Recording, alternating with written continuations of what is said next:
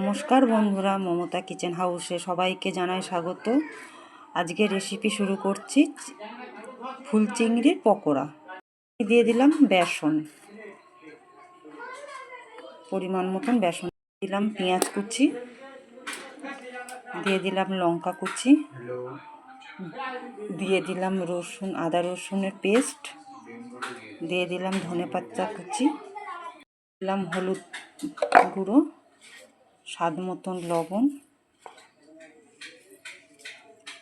একটু খাবার সোডা দিলাম,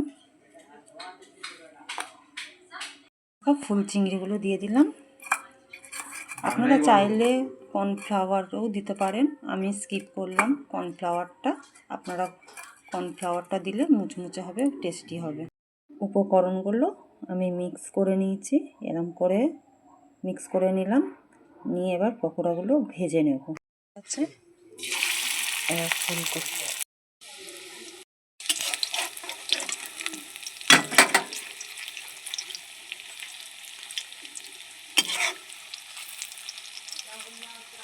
এই পকোড়ায় এরকম একটু লাল লাল করে ভেজে নিলাম। এবার থালায় তুলে নেব। এই পকোড়া আমাদের রেডি।